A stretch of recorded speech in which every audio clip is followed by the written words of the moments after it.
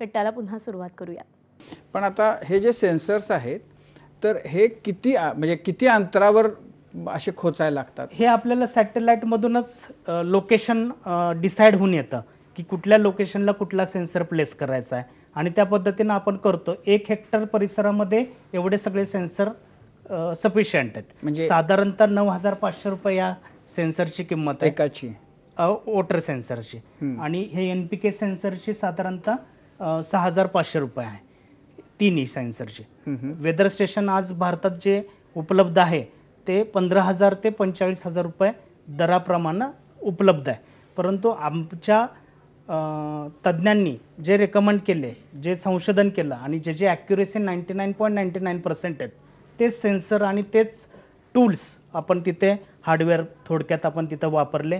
मायक्रोसॉफ्टनी त्यांच्या तज्ज्ञांची मदत दिली.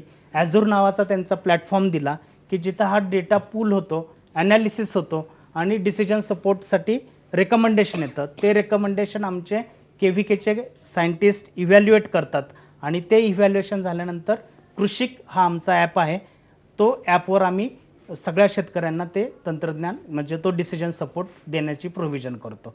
अशा पद्धतीचं हे IoT टूल आहे. नेक्स्ट लेवलला आहे ड्रोन.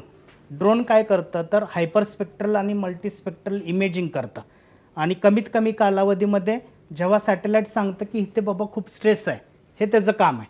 त्याच्यानंतर पुढची स्टेप आहे की ती ड्रोननी मॉनिटर करणं की नक्की क्रॉपची हेल्थला काय प्रॉब्लेम झाला आहे, क्रॉपच्या हेल्थला पेस्टचा अटॅक झाला आहे का कुठला रोग आलेला आहे आणि कोणता रोग आणि कोणता कीड तिथं जर आलेला असेल तर ते सगळे इमेज आपल्याकडे येते, प्रोसेस होतात बॅक एंडला अल्गोरिदमला आणि आपल्याला शिफारस देतात की ह्या पॉकेटमध्ये ह्या कीड आणि ह्या रोगाचा प्रादुर्भाव झाला आहे, त्या बेल्टमध्येच आपण स्पॉट ॲप्लिकेशन करू शकतो. त्यामुळं अननेसेसरी खतांचा वापर किंवा अननेसेसरी पेस्टिसाईडचा वापर करण्याची आवश्यकता नाही.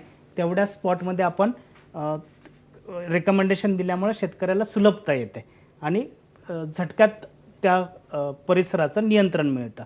आता जर तुम्ही प्रश्न विचारला की केमिकल फर्टिलायझरचं म्हणजे ॲप्लिकेशन खूप होतं आत्ता भारतामध्ये, तर आपल्या शेतकरी सरासरी 132 किलो केमिकल फर्टिलायझर वापरतो.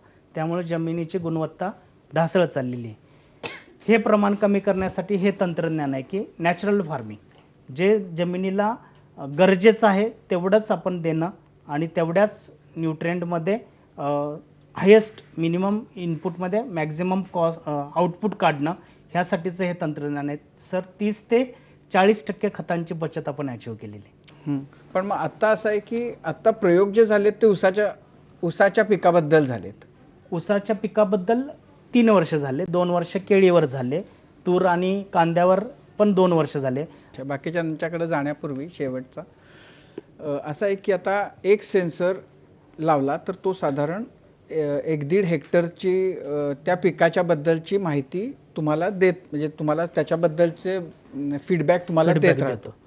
पण समजा असं झालं की माझ्या त्या 1-1.5 हेक्टरमध्ये एकच पीक नाही आहे. हो. हां, तर मी ऊस आहे आणि त्याच्या शेजारी मी केळी आहेत लावलेली. हो. तर ऊसाच्या साठीची रिक्वायरमेंट सेन्सर तर ती देत राहील. हो. तर गरज नाही की त्याच गोष्टी केळीच्या पिकाला आवश्यक आहेत. हो. तर मग